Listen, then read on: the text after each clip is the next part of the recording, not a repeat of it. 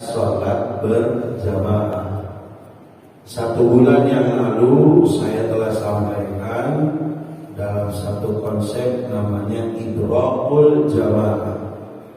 Dalam arti makmum mendapatkan nilai pahala berjamaah sekalipun tidak mendapatkan 1 rakaat berjamaah. Kenapa dikatakan seperti itu? Karena saking besar nilai keutamaan pahala ibadah berjamaah. Nah, sehingga sekarang ini lelaki dan perempuan itu ya dianjurkan berjamaah di masjid dan di musala.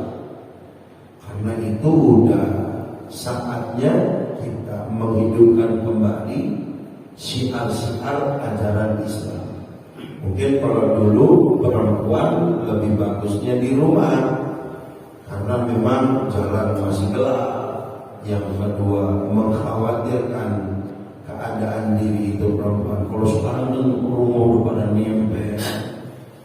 Fitnah juga secara dengan lingkungan nggak terlalu besar.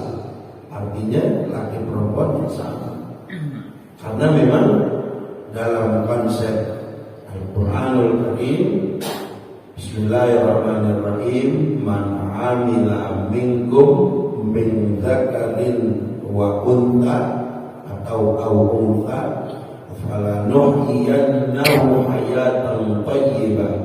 Siapapun di antara kalian, lelaki yang muslim, perempuan yang muslim, melakukan ibadah dan amal saleh, mereka akan dapat perlakuan hayatan thayyibah, hidup yang enak, hidup yang nikmat, hidup yang berkah, tanpa dibedakan oleh Allah Subhanahu wa Ta'ala. Jadi kalau sekarang ya udah waktunya kita hidupkan kembali syiar Islam. Nah, di dalam pertemuan ini kita akan bahas 6 hal kesunahan berjamaah. 6 hal kesunahan berjamaah. Kalau kitab-kitab yang lain dia lebih banyak lagi. Ini kita ringkas menjadi 6. Dari yang 6 ini kita mulai dari yang pertama. Jadi nanti ini kita bakal nemu di dalam berjamaah itu ada sunnah, ada makruh. Kalau sunnah itu perkara yang sangat dianjurkan. Kalau makruh lebih baik dihindarkan.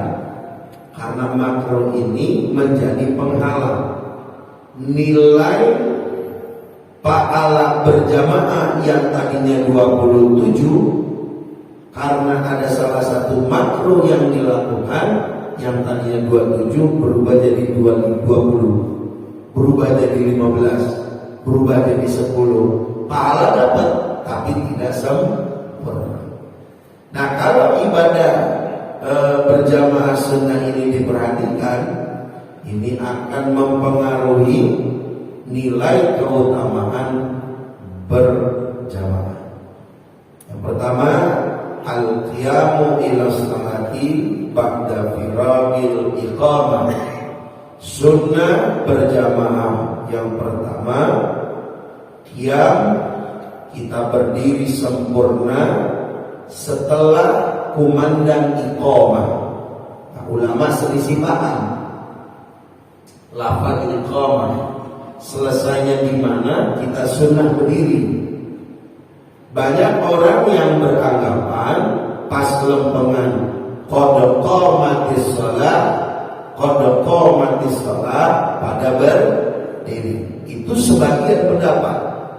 Cuman pendapat yang kuat di dalam mazhab kita itu sampai tuntas Allahu Akbar, la ilaha illallah. Beres la ilaha illallah baru semuanya pada berdiri. Nah, sepengetahuan saya itu yang lempengan qad qamatis shalah muslim pada berdiri semua, itu pendapat Imam Ahmad bin Hanbal. Tapi ini dicantumkan pendapat ini enggak, tapi didukung walaupun sebagian ada yang memakai.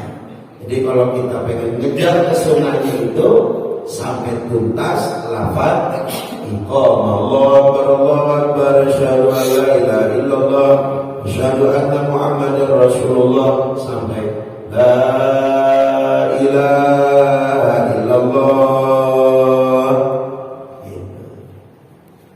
Paham Pak? Maka ada yang beranggapan lagi muazzin Allahu Akbar itu makmum udah berdiri semua, berdiri dia berbaris rapi. Ada yang kayak begitu. Cuman Bapak silakan pilih mau yang mana, mau lompongan la ilaha illallah berdiri atau qad qamatis shalah berdiri. Nah, pesan saya jangan dianggap biasa sesuatu yang sunnah. Jangan bilang ini mah sunnah, jangan. Karena sunnah ini rahasianya dilaksanakan oleh Nabi kita Muhammad SAW. Yang nomor kedua, taswiyatus sufuf wal amru biha, merapikan dan meratakan barisan.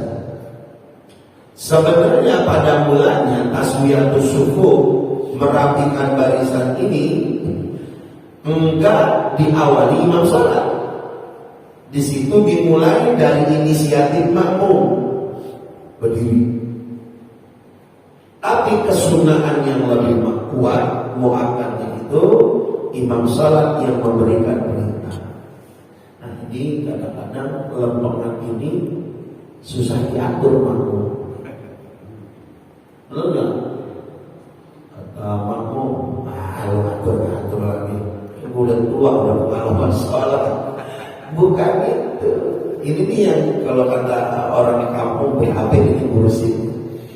Apalagi yang barisan depan, ada yang diri kelebaran, ada yang kakinya maju, ada yang longgar, ya kan? Ada yang berdiri, ini laki dia berdiri berdua. Di sini ada selah nih, orang masuk kagak muat, tapi dia kagak rapat. Nah itu imam salat tuh taswiyatus sufuf. Kayak kata Nabi, sawu sufufakum fa inna taswiyatus sufuf min tamamus salat. Ada lagi hadisnya min iqamatis salat. Kata Rasulullah sallallahu alaihi wasallam, fa inni arakum, aku ini bisa melihat kalian. Nabi badannya ngadep kiblat, sahabatnya yang ratusan orang berjamaah, Nabi walaupun badannya ke kiblat bisa tahu di belakangnya kayak gimana. Itu Nabi. Jadi Nabi ngelihat belakang itu sama kayak ngelihat ke depan. Rasulullah Shallallahu Alaihi Wasallam. Nah, ya baik ibu-ibu, bapak-bapak, barisannya rapiin. Kalau pelan begini seringnya berantem nih, iya kan? Padahal kalau yang baris itu pundak sama pundak nempel, ya kan? Kali kalau kaki nggak terlalu nempel nggak masalah. Yang penting bahu kanan sama bahu kiri teman kita nempel. Cuman kan kadang-kadang saudara-saudara kita kan sholat tinggi itu berisi. Bro, kayak masjid sama kita aja, iya enggak? Masjid luas, apa itu ditempel-tempel? Geli. Padahal ketika kita salat di Madinah, Masjidil Haram, ya kan? Salat di depan Ka'bah, Masya Allah. Mau orang negro, mau orang Eropa, mau orang mana kita nempel udah gak peduli. Itu yang dimaksud Rasulullah Sallallahu Alaihi Wasallam. Paham ya Pak ya? Kayaknya belum ini kita nih nomor kedua. Ya agak susah ya. Susah ini. Nah ini kebalikannya jadi makruh. Paham? Kalau nggak ngikutin perintah imam sholat, makruh berantakan berdiri makruh. Nah disitulah kata ulama yang tadinya pahala 27 jadi 17. Yang tadinya 27 bisa jadi 10. Karena tata tertib berjamaah tidak diperhatikan. Paham Pak? Terus kita ditanya, emang barisan yang lurus bagaimana Pak Ustaz? Bapak pernah gak itu kenapa karpet ditandain? Terus karpet, ya kan? Bapak pernah nanya gak? Kok karpetnya gak dipolosin? Ya kan? Dia ada baris-baris warna putih, warna biru. Itu sebagai tanda supaya tumit kita pada rata. Paham gak? Ini bapak tumit dia rata. Kenapa ini dibikin jeda?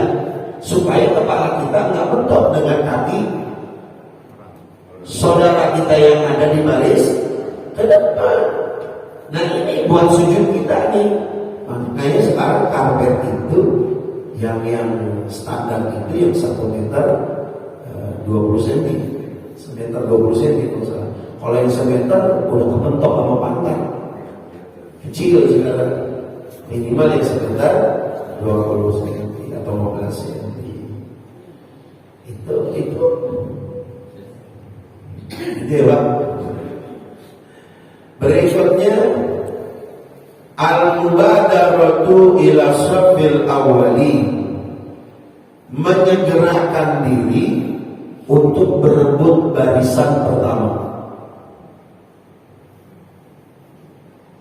Nabi di dalam riwayat Imam Muslim bersabda, seandainya umatku mengetahui rahasia kumandang azan, rahasia barisan pertama, rahasia sholat isya berjamaah, rahasia sholat subuh berjamaah, itu kata Nabi, la atauhuma walau habwa, pasti umatku bakalan bela-bela hadir ke masjid sekalipun dia merangkak. Ini gak sembarangan nih baris ke depan.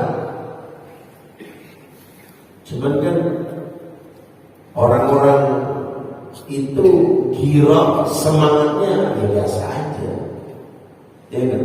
Nggak ada jam buru. Macam mana? Ada di tengah nih. Baris kedua. Kamu kan di pojok jauh. Iya kan? Jadi banyak alasan. Padahal ini yang ada di baris pertama itu orang-orang spesial, orang-orang yang dipilih oleh Allah Subhanahu wa Ta'ala. Berebut. Ini menyantai. Allahu Akbar, Allahu Akbar di belakang aja. Aduh, kacau ini. Iya kan? Artinya disinilah tingkatan rohani kita mempengaruhi. Ya kan? Tingkatan rohani itu mempengaruhi. Makanya kata Allah Subhanahu wa Ta'ala katakan, apakah ada seruan yang lebih bagus dari seruan aku? Apakah ada yang lebih mulia panggilan melebihi kemuliaan panggilan aku? Kata Allah, enggak ada. Allah sambut kita sebagai tamu di masjid. Ya kan, tamu kalau duduknya lebih depan istimewa kan? Betul kan? Ya mau bertamu siapa kayak? Kalau dia disambut, ayo Pak, di depan Pak, itu orang istimewa. Nah ini orang jarang yang ngeh kalau bahasa kita. Berarti yang menjadi permasalahan selama ini terjadi ibadah sholat, yang penting saya sholat, yang penting saya sujud. Enggak ada ghirah, panggilan rohani bahwasanya dia ingin berlomba, ingin memperebutkan nilai kebaikan dari Allah. Seharusnya pas ngomongan Allahu Akbar, Allahu Akbar, siap-siap itu, iya kan? Nyambut paling depan. Mana mantep itu. Kan pahala yang paling gede di pojokan depan. Paling gede baris pertama. Tapi tanggung jawab yang paling besar di baris pertama, makmum yang di belakang imam sholat. Al-mubadarah ila safil awal. Gitu ya Pak? Paham ya? Insyaallah. Kemudian wajahul imam bil tasmi' wal takbir lil ihram wal intiqalat wassalam. Sunnah imam sholat. Sunnah imam sholat, baik itu sholatnya jahriyah. Sholat jahriyah itu maghrib, isya, subuh, atau sholat sirriyah, asar sama zuhur. 4 posisi ini imam sholat sunnah jahriyah. Sholat Jumat, takbiratul ihram, Allahu Akbar, sunnah. Jangan pelan, mentang-mentang sembahyang Jumat pelan juga. Allahu Akbar. Ya ngopi imam sholat begitu. Penting ini Pak. Betapa banyak makmum sembahyang Zuhur sama asar ada yang tidur. Karena kenapa? Imam sholatnya suaranya pelan.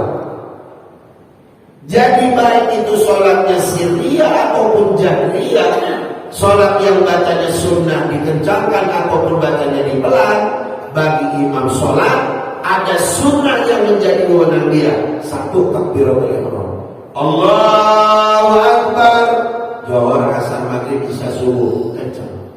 Meruku, Allahu Akbar, namanya takbiratul intiqal. Sami Allah, kencangin. Sami Allahu liman hamidah. Bersujud, Allahu Akbar. Duduk di antara dia sujud, Allahu Akbar. Sampai salam. Assalamualaikum warahmatullah. Ini mentang-mentang asal pelan semuanya. Allah. Sami Allah. Ada kan yang sholat begitu? Sambil memandang itu dia.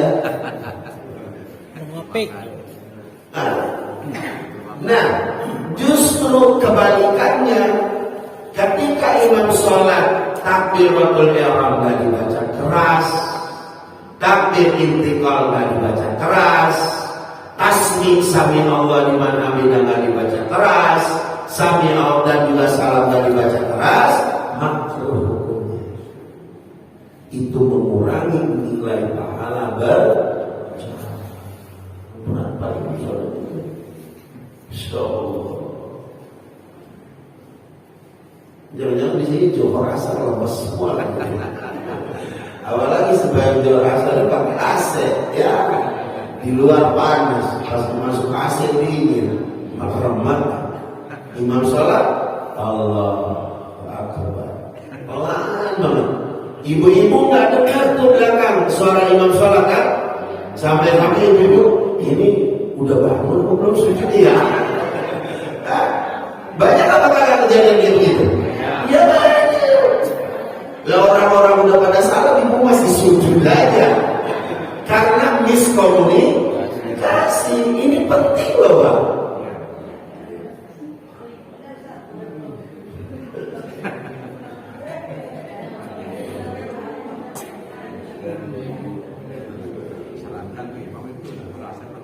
Paham ya? Jangan diulang nih, saya bilang. Saking pahala berjamaah itu besar. Ada ulama berpendapat kalau makmum sholat di saat sholat zuhur, sholat di saat sholat maghrib, sholat isya, sholat subuh, dia nggak bisa dengar bacaan surat imam sholat. Karena saking pelannya baca surat imam sholat, maka sunnah makmum yang nggak dengar suratnya yang dibaca imam sholat, baca surat masing-masing. Jadi pojok ada budak nasional, seumpama, ya kan? Kalau pakai ini pakai beneran. Dicoba kalau misalkan imam sholat nggak pakai begini, nggak kedengeran. Kalau suara saya masih kedengeran lah. Saya mau pakai mic nggak pakai mic itu suara saya kedengeran. Kalau yang bapak-bapak yang suara pelan, cuma dengan ikut amin nyusul, ya nggak? Amin nyusul. Jadi makmum yang belakang, amin, baru menyusul baru, amin, maka kedengeran. Banyak pak yang kasus kayak begitu. Ya, itu namanya makruh. Kalau sunnah, takbiratul ihram, Allahu Akbar. Takbir intikal, Allahu Akbar, dan seterusnya. Paham ya? 5. Al-khamis, muwafaqatul masbuq al-imam fil adhkari ghairil wajibah. Nanti ada muwafaqah. Apa itu muwafaqah? Ada keserasian bacaan imam dan makmum yang sunnah di saat lagi tahiyat akhir. Tahiyat akhir ada bacaan sunnah kita mana? Wa ala ali sayyidina Muhammad kama sallaita ala sayyidina Ibrahim wa ala ali sayyidina Ibrahim wa barik ala sayyidina Muhammad wa ala ali sayyidina Muhammad bil alamin sampai fil alamin innaka Hamidum Majid. Nah itu bacaan imam salat dan makmumnya serasi. Jadi kompak. Pas lepas fil alamin innaka Hamidum Majid. Bareng imam salat yang sunnah benar. Assalamualaikum warahmatullah. Sunnah tunda kanan, sunnah lihat makmum. Imam salat. Kalau makmum cukup lihat tunda kanan. Assalamualaikum warahmatullah. Ya. Malah lurus lagi. Assalamualaikum warahmatullah. Sunnah bulan ini, enggak sunnah melihat makmum. Jadi kesunahan itu nengok ke arah sebelah kanan.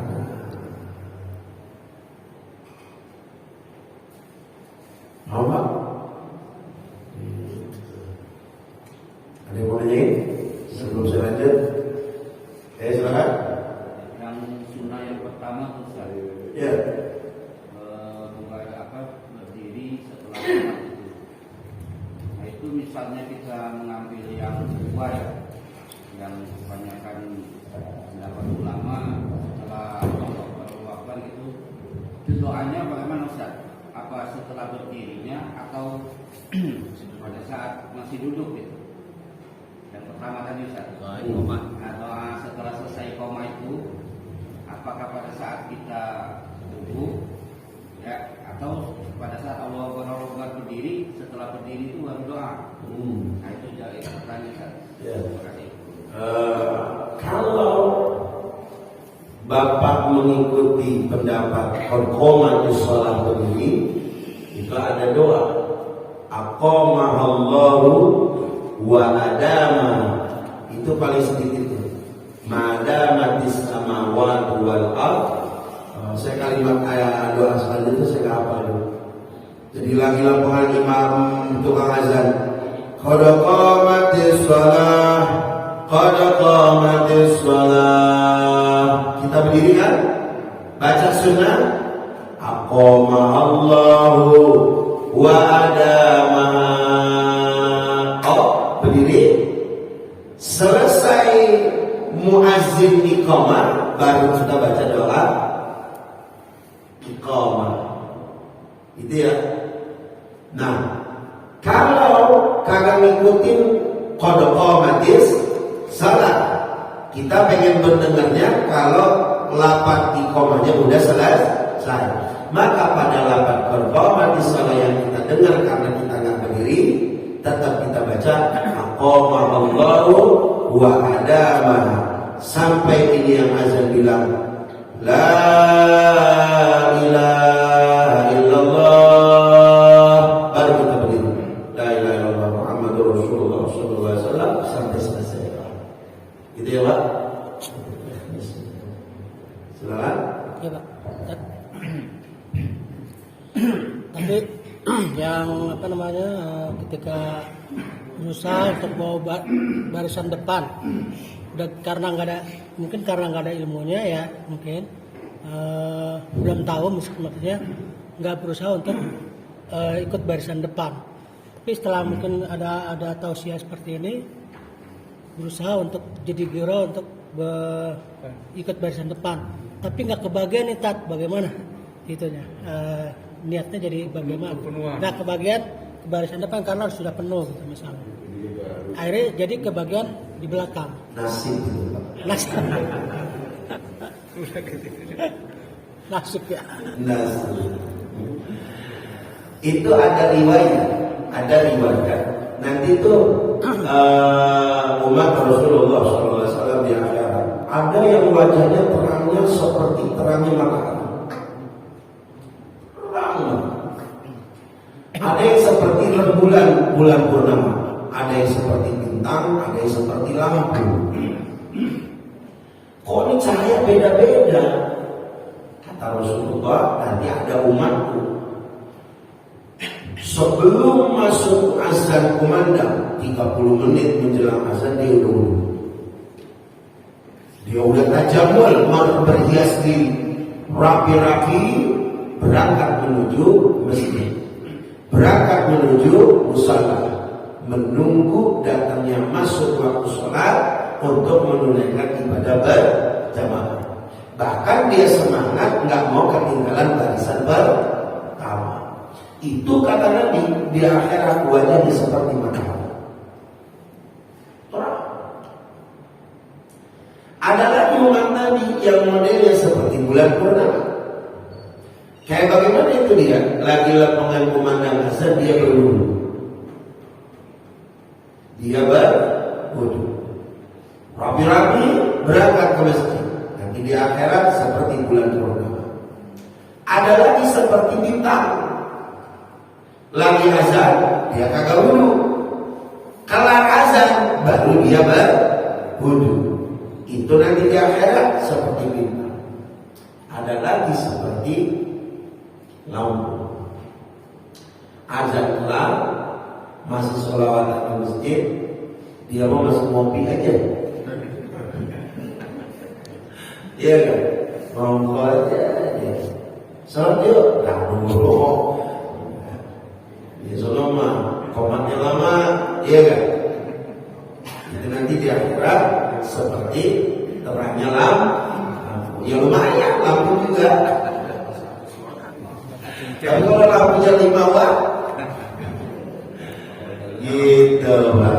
Nah, ketika kita nggak dapat di barisan pertama karena kita lebih kedahuluan sama saudara kita, ya maka kita berdiri di barisan yang kedua yang ada di posisi tengah. Itu pun lebih utama. Begitu ya Pak? Ya Pak. Assalamualaikum warahmatullahi wabarakatuh. Tadi dikatakan disunahkan kalau imam membaca ibadah bersama-sama terus kalau imam memberi salam, apakah kita harus mengikuti juga bersamaan atau salam pertama putus kita ikut atau salam kedua baru kita ikut sebaiknya boleh ikut? Ya, ini banyak kejadian kekeliruan. Mengucapkan salam itu sunnah, menjawab salam wajib. Kalau yang mendengar salam itu satu orang, maka yang satu orang itu wajib menjawab salam dalam hukum fardhu ain. Tapi kalau yang mendengar itu salam dalam jumlah banyak, maka cukup diwakilkan satu orang dalam hukum fardhu kifayah. Kita tanya, apakah di dalam sholat berlaku kita menjawab salam? Ya. Setiap imam sholat mengucapkan salam, maka makmum pun wajib menjawab walaupun diwakilkan oleh satu orang. Teknisnya ngejawab salam itu dan imam dan makmum itu salam setelah imam sholat salam kedua, menuntaskan salam ke jangan nyusul. Ya enggak? Imam sholat nganan disusul sama dia, imam sholat kiri disusul sama dia. Teknisnya imam sholat Assalamualaikum warahmatullah, diam. Makmum masih diam tuh. Assalamualaikum warahmatullah. Salam kedua selesai imam sholat, baru salam makmum. Assalamualaikum warahmatullah. Assalamualaikum warahmatullah. Nah, karena ini imam sholat satu orang ngucapin salam, yang mendengar ratusan makmum, maka diwakilkan satu orang pun cukup. Waalaikumsalam warahmatullahi wabarakatuh. Tapi ketika makmum ngucapin salam semuanya, yang dengar cuma imam salam, maka imam sholat wajib jawabnya salam makmum. Paham bu? Kayak begini gak kita semuanya? Loh, diam lagi. Kayak begini kan ini sembahyang. Kebanyakan gini, Assalamualaikum warahmatullahi wabarakatuh. Ikut tuh si makmumnya. Assalamualaikum warahmatullahi wabarakatuh. Bagus. Kalanya itu imam. Jangan. Itu namanya jangan mendahului. Namanya muqaranah, berbarengan. Jadi teknisnya kayak begini ya Pak. Paham ya? Jadi imam sholat udah salam kedua, baru makmum mengucapin salam. Yang kedua, wajib bagi makmum menjawab salam daripada imam sholat. Imam sholat pun wajib menjawab salam daripada makmumnya. Gitu. Silakan.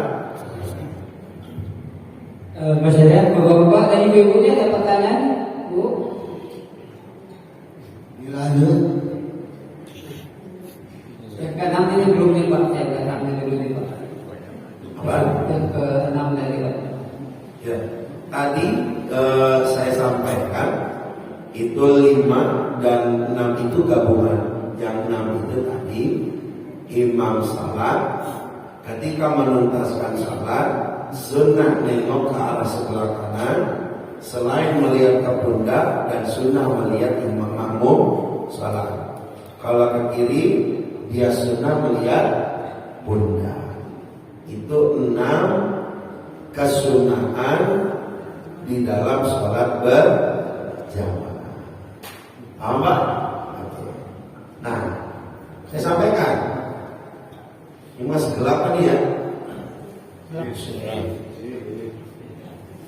Kopi belum diseduh. Nggak disiapin. Nah ini saya sampaikan biar kita paham. Kalau sunnah ini dirawat nih, maka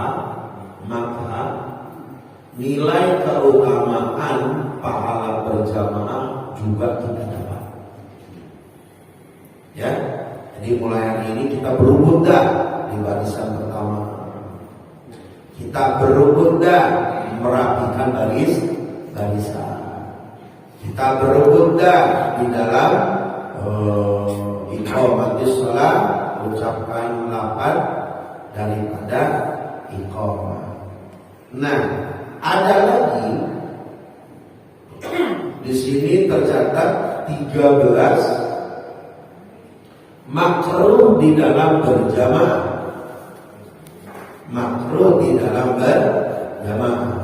Satu yang saya sampaikan ini, makruh di dalam berjamaah itu imam sholatnya fasiqon, orang yang fasik atau orang yang ahli bid'ah. Kita telusuri siapa itu fasik, siapa itu ahli bid'ah. Fasik ini saudaraan sama munafik, beda tipis, walaupun dosanya gedean munafik. Kalau fasik yang didefinisikan para ulama, orang yang membiasakan dosa-dosa kecil. Contoh, membuka aurat bagi kaum laki-laki ataupun perempuan masuk dalam kategori dosa kecil. Tapi kalau dia punya kebiasaan dosa kecil dilakuin terus, maka menjadi besar itu dosa. Sehingga ketika dia punya kebiasaan melakukan dosa-dosa kecil, maka itu dia disebutnya orang fasik. Nah, walaupun dia ahli membaca Quran, walaupun dia ahli di dalam melakukan ibadah, baca Qurannya bagus, imam sholatnya bagus, tapi akhlaknya nggak dirawat, menjadi pribadi yang nggak mau menghindari perkara dosa-dosa kecil, dijadikan imam sholat, ada salah satu makmum tahu ini orang fasik imamin sholat, maka lebih baik jangan berjamaah.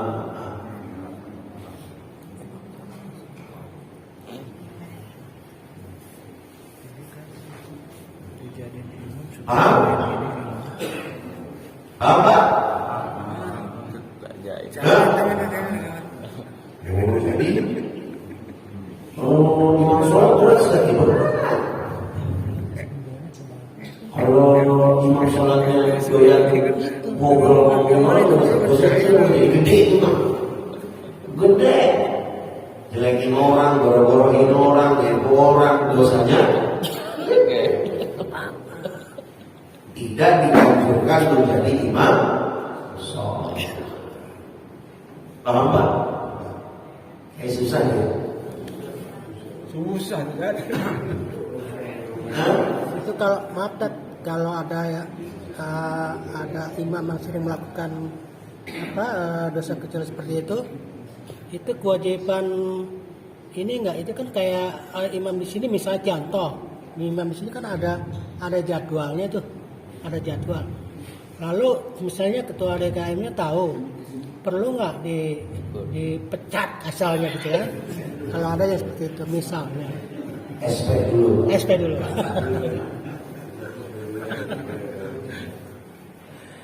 Itulah kita manfaatnya wewenang DKM memberikan pengarahan terhadap imam sholat yang terjadwal.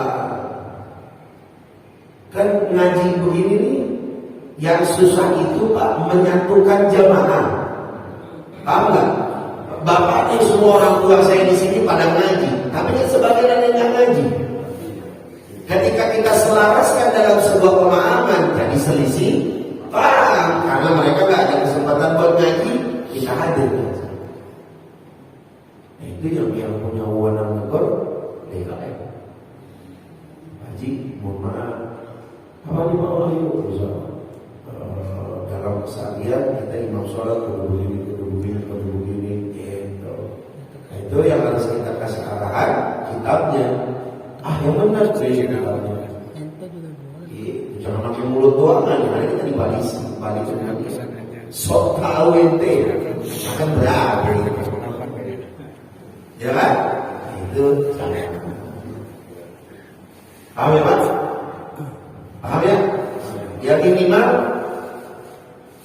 mengurangi kadar dosa. Kita adalah tipe orang yang gak bakalan mungkin menghindari perkara berdosa, tapi kita punya kesempatan minimal meminimalisir, mengurang-urangi perkara-perkara dosa. Itu Pak cerita. Misalnya dalam diri kita ada perasaan gitu ya, masih sering berbuat pasif gitu saja. Nah, terus kalau misal kita dijadwal imam, kita ya rasa gitu supaya jangan menjadi imam bisa itu saja. Jadi kalau saya pakai perasaan harus susah ya. Ada diri gitu kan. Gini lagi, nih hebatnya pikir itu begini. Pikir itu yang dilihat luarnya kita. Paham? Pikir itu yang dilihat luarnya kita. Dosa luar kita itu yang dinilai sama pikir minimal dua. Satu mulut, yang kedua cara berpakaian. Apa? Kalau kita berpakaian rapi, sopan, beradab, mulut dirawat, sekalipun kita punya dosa yang begitu besar, orang lain tinggal yang tahu kita sebagai seorang pendosa, itu jadi imam boleh, Bang.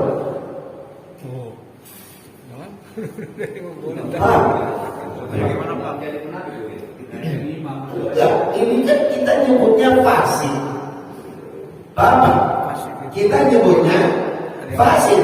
Bahasa saya nih, pikir itu ngelihatnya dari sisi luar. Kalau kita pakai sisi dari rohani, ya semua juga kita jadi pantas ngimamin sholat. Betul gak? Saya bekas anu, ya kan? Saya ini, wah dosa saya kebanyakan, sering jelekin orang.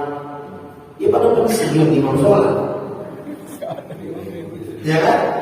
Jadi yang dilihat di masyarakat itulah menjadi kadar penentu orang ini layak imam sholat atau tidak. Sekiranya masyarakat bilang, Pak Haji, emang itu dia imam sholat? Iya, ya, saya tahu nongkrongnya di mana. Seumpama, ya kan? Dia sering mainnya sama anu, ya kan? Bergaulnya nggak bagus. Itu disaksikan sama teman-temannya semuanya. Nah itu kategori orang-orang yang berbuat fasik namanya. Tapi ketika masyarakat itu menilai, kata masyarakat, Haji itu siapa? Imam sholat. Nah, itu tetangga kita. Oh, dia pantas imam sholat. Dia orangnya baik, sama tetangga negor. Oh, maaf ya, sama tetangga negor, pakaiannya dirawat, mulutnya kagak lemes. Ya kan? Sama bermasyarakat bagus. Sehingga penilaian orang itu semua bagus. Itu perjalanan orangnya kagak disebut fasik menurut jahilnya fikih. Walaupun kita nggak tahu masa lalu ini orang atau masa dia seperti itu sekarang, pengakuannya rohani kayak gimana, itu bukan tugas kita. Makanya ada ulama berkata, nahnu nahkumu bil dhahir wallahu yatawalla sarair. Kami ini para ulama fikih menghukumi bagian luar. Adapun rohani bukan urusan kami. Kalau dikorek-korek, emang bisa sih? Tahu lah itu misalnya. Ya, ya. Jadi kalau kata kita, ya kalau kita ngerenungin, saya mau belum pantas ini imamin sholat, dosa saya kekuatan banyak. Terus siapa yang mengimamin? Terus jamaah Al-Rahman pada datang semua. Pak ini gimana jamaah? Sembahyang masing-masing. Ya enggak? Kenapa? Gua belum pantas imamin sholat. Padahal masyarakat kagak tahu dia seperti apa. Ya kan? Yang dikenal masyarakat ini imam sholat adalah orang baik. Itu Pak.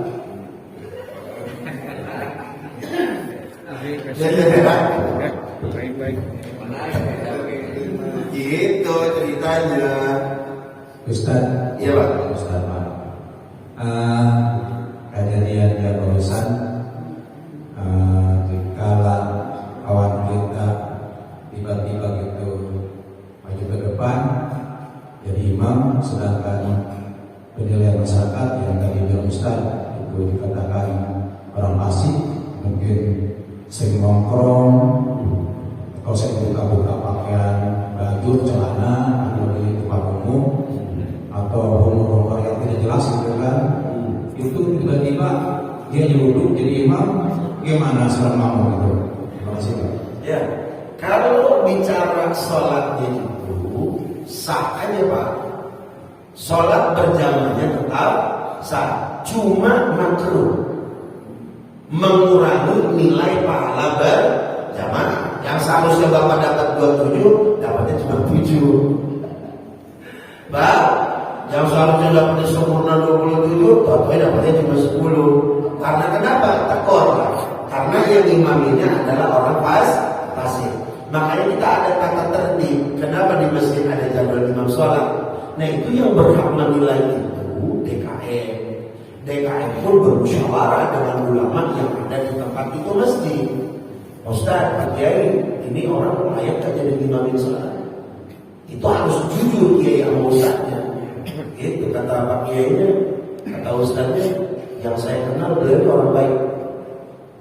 Yang saya kenal beliau ini nggak baik. Nanti yang menjadi pengambil keputusan ya DKM masjid. Gitu ya Pak. Tapi kalau misalkan sentimen pribadi lain urusan. Ya Pak. Contoh nih, saya kasih contoh Bapak.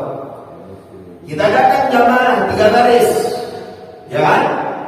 Imam sholat ini ada tetangga kita, orang TPI. Nah ada satu kawan kita ini orang jauh, misalkan orang Bogor lagi silaturahim ke rumah kita, dia datang sholat kemari, dia lihat, siapa mau sholat? Nah dia imam sholat, kata temannya nih, apa kata temannya?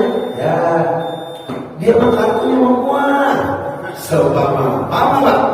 Ya, dia ini orang benar ini Pak. Karena masyarakat kagak ada yang tahu, ya sholatnya tetap sempurna. Paham maksudnya? Tapi dia yang tahu temannya itu orang fasik, makruh.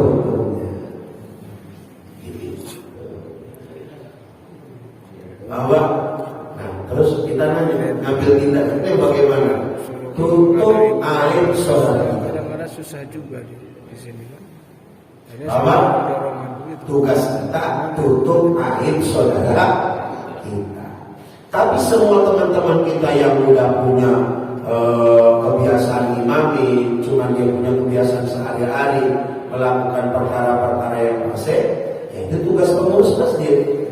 Gitu, ngasih pengarahan biar rapi, biar nongkrong apa segala. Sabar Pak. Yang biasa imam sholat misalkan takziah nih. Takziah, kelar takziah dia ngomongin orang, kelar takziah dia jelekin orang, kelar takziah ngomongnya ngalor ngidul. Kita tahu sampai masyarakat tahu, ini orang ngomongnya jelekin orang mulu gitu. Itu fasik itu. Ngimamin sholat nggak pantas gitu. Jelekin diri sendiri gitu. Nah, gitu ya. Udah ngopi-ngopi. Begini nih urusan. Begitu ya Pak? Ada lagi? Silakan. Assalamualaikum warahmatullahi wabarakatuh. Dalam melaksanakan sholat berjamaah, apakah yang diutamakan di baris pertama atau depan orang tua atau bagaimana? Bagaimana kalau dengan anak-anak yang kecil di barisan pertama? Oh ya, jadi teknis berjamaah itu kesunahannya yang paling depannya orang tua semua. Pokoknya yang punya umur di atas 60 depan deh. Depan. Jangan bilang, jangan dia, udah maju. Gua udah kebanyakan sebanyak nih. Jadi di belakang aja. Jadi pokoknya yang umurnya paling banyak, yang umurnya paling banyak, sunnah paling depan. Nanti di bawah umur yang barisan di depan, sunnah di belakang. Yang lebih muda lagi, sunnah di belakang. Yang lebih muda lagi, sunnah di belakang. Sampai paling terakhir adalah anak kecil. Gitu ya Pak? Nah cuman kan yang jadi masalah itu aki-akinya banyak yang kagak ngerti. anak itu juga sama. Nah inilah kita perlu yang namanya keserasian. Ayo bapak-bapak di depan. Saya sering ngomong kan sama bapak-bapak, kalau mau sholat dandan yang bagus, sholat dandan yang rapi, pakai sorban, pakai gamis, pakai minyak wangi, pakai siwak, baris paling depan. Imamin sholat jangan lama-lama, jangan terlalu cepat juga. Imamin. Saya pesannya begitu, karena saya nyari dalil sholat jamaah lama itu gak ada. Semua sholat jamaah sebentar, kecuali sholat sunnah lama banyak. Kalau jamaah sebentar, gitu ya. Masih ada bapak-bapak? Cukup ya. Cukup ya bapak-bapak ya. Bapak Ibu sekalian yang dimuliakan Allah, demikian yang bisa kami sampaikan. Mudah-mudahan kita ada manfaat dan berkah buat kita semuanya. Bapak Ibu, sebelum saya tutup dengan doa, insya Allah pesantren Sabilun Najah yang saya bimbing tanggal 25 Desember pagi kami mengadakan peringatan Maulid Nabi. Saya mengundang bapak-bapak yang ada waktu, yang ada kesempatan hadir bersama. Intinya di sana kami bikin acara baca Maulid. Acaranya dari jam 8:30 sampai jam 11. Jadi kami banyakkan hanya baca Maulid. Jadi kelar jam 11 kita makan bersama. Kalau kelar makan, sholat dulu pulang dan masing-masing. Gitu ya Pak. Yang belum tahu lokasi sangat dekat. Saya kalau kemari benar-benar nanti tol Denda Serpong BSD ada tulisan Cinere, dan Cinere Bapak masuk terus nanti ada tol yang belum jadi, tol Pamulang. Sebab kesananya itu belum jadi tol Cinere Jagorawi, Cijago itu. Bapak keluar dari situ udah dekat sama lokasi pesantren. Saya biasa kemari 20 menit. Kalau dulu naik motor saya 1 jam. Dulu saya sering naik motor kemari 1 jam. Lewatnya regensi, extend ditaruh. Kalau sekarang saya enak 20 menit selesai. Gitu ya Pak. Bapak Ibu, ibu-ibu juga saya undang. Ibu, enggak bapak-bapak, bapak-bapak, ibu-ibu silakan hadir. Saya teramat senang Bapak Ibu bisa hadir dan mendoakan kami berjuang di pondok pesantren Sabilun Najah. Al-Adiniyah Al-Fatihah. A'udzubillahi minasyaitonir rajim. Bismillahirrahmanirrahim. Alhamdulillahirabbil alamin arrahmanir rahim maliki yaumiddin. Iyyaka na'budu wa iyyaka nasta'in ihdinas siratal mustaqim. Siratal ladzina an'amta 'alaihim ghairil maghdubi 'alaihim waladdallin. Bismillahirrahmanirrahim. Alhamdulillahirabbil alamin. Allahumma shalli wa sallim ala sayyidina Muhammad wa ala ali sayyidina Muhammad. Allahumma ighfir lana dhunubana wa li walidina warhamhuma kama rabbayana saghira. Wa shaykhina mu'allimina wa ashabina al wajibat alaina. Wa liman ajra al-khair wa hadis al-jamil mu'minin wal mu'minat wal muslimin wal muslimat ala yamin al-amr birahmatika ya arhamar rahimin. Allahumma ja'al jamana hadha jaman marhuma tafarraqana min ba'di tafarraqan ma'suma wa la taj'al illa rabbina wa la minna wa la ma'ana wa la mayyituna syakir wa turudana ma'ruma ya arhamar rahimin. Rabbana atina fid dunya hasanah fil akhirati hasanah wa qina adzabannar. Sallallahu alaihi sayyidina Muhammadin wa ala alihi wasallam. Alhamdulillahi rabbil alamin. Assalamualaikum warahmatullahi wabarakatuh. Terima kasih Bapak Ustaz.